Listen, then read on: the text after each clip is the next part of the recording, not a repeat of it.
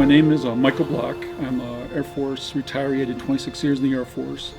And once I graduated from the San Jose State for the Master of Social Work program, this was back in 2016, I was looking for employment, different areas, but so in the interim, I was going to like these different seminars to learn about different trainings, try to increase my knowledge, just get some more experience. And at one of the seminars, another social worker told me that you might want to check out DreamPower Horsemanship out of Gilroy, because I think they take interns to work there. And I found out about DreamPower coming out here and started, even though it was part-time, it was a volunteer position. I still enjoyed it immensely. Coming out Thursday, Fridays, and Saturdays was great. So, I probably had my bouts of depression, stuff like that, looking for a job, stuff like that. And then personally, my family, dealing with my own personal issues, probably with substance use in my family. Coming out here, to be able to share that sometimes and talk about that, and just, it's done wonders just being able to talk about it sometimes, being able to have a place to just release, when you feel stressed, because my family's back home in Minnesota. So sometimes I think about that, and then I come out here and then it kind of like let go a little bit. So I'm not thinking about that, my family, stuff like that my dad's going through. So it really meant a lot to me personally, and I get kind of emotional talking about it too sometimes. My name is Denny McLaughlin. Well, in 2009 I was diagnosed with post-traumatic stress disorder, and it's one of those things that, well, everybody else has a problem, I don't. To give you a little bit of background on that, I had to take a trip to Washington, D.C. and went to the wall, and I had about 23 names to look up and there were stories to go with, and my wife and I spent quite a bit of time doing it.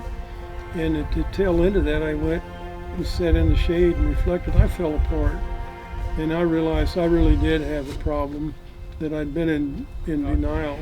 This is what I have, and this is what I'm really working hard to manage. And it's a daily deal. I try to tell people that I have a list of triggers, and the top 5 of those will vary per day, and it can vary from morning to afternoon. So I really work hard, but luckily through Operation Freedom Pause and DreamPower, I have really been equipped with a lot of tools to be able to manage that and live a pretty normal life. My name is Wesley Warner. I served in the U.S. Army from 2000 to 2011, and when I got out in 2011, I was living on my friend's couch in Oklahoma for about 2 years. On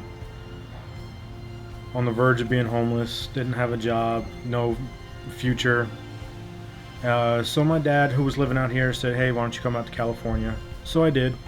And at 31, it's kind of hard moving back in with your parents, and he had remarried after he divorced my mom, and it was really difficult getting along with her. And so through their church group, one of the volunteers here said that I should come out here, give this a shot, see what it was like. And at first, it was 2 hours getting out of the house. So I was like, yeah, what the hell? Why not? What have I got to lose? It's 2 hours. And so I came out here, and here we are 5 years later. The veterans, if they're having a hard, day or something like that, just coming to the horse and just being present with the horse, I can see that, just how their face lights up and just how relaxed and calm they go, if they're really stressed or anxious, just being there, just grooming the horse, walking, and just how relaxing for me as a therapist too, how much it meant to me for my mental health too, being out here, some of the things that I was dealing with personally too, just how relaxing and just focused, and just how much it meant to me being out here. It truly is a wonderful place. Here, there's always somebody here. Rain or shine, it never fails. Somebody's here. Hearing other veterans, their stories, their troubles, makes you realize, okay, I'm not in this alone. There's others out there, and then their support, and giving them your support. Yeah. So I mean, it's incredible. It turned my life around. I'm on an emotional high that I hadn't had for years. And I made up my mind when, you start feeling that way, that you're not going to give that up. And I'm going to continue to work, and knowing that if I need to pick the phone up and talk to somebody, I have not only my family, but I have the DreamPower. I can call Martha, I can call Mary at Operation Freedom Paws, or people in either one of those groups. I know I'm not set up to fail. And when you don't have that worry in your life, it's a pretty good thing to have. And it may not be the richest man in the world, but I'm wealthy, and just the love and support that I have. The impact is huge. I mean, I was 31 years old, living on my friend's couch, no money, nothing to my name. Since I've been here, I'm working on my second college degree. I'm married. I have 5 kids. 2 brand new cars that I can call my own. A roof over my head that's my own. And it's all because coming here.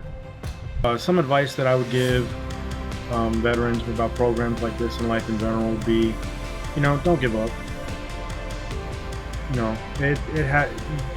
As soon as you hear that it's therapeutic writing, it's got that word therapy in it, and that's a bad word. And we don't acknowledge it as a community that we need therapy. We need this. We're here. If you need one-on-one time, you get that. We're all brothers and sisters here. We don't judge. We've all had to do things that we're not proud of, and we can express that here. That's the one thing in the military we never did, is you don't give up. You just keep pushing through until the mission's done. And right now the mission is for you to get better. So get it done.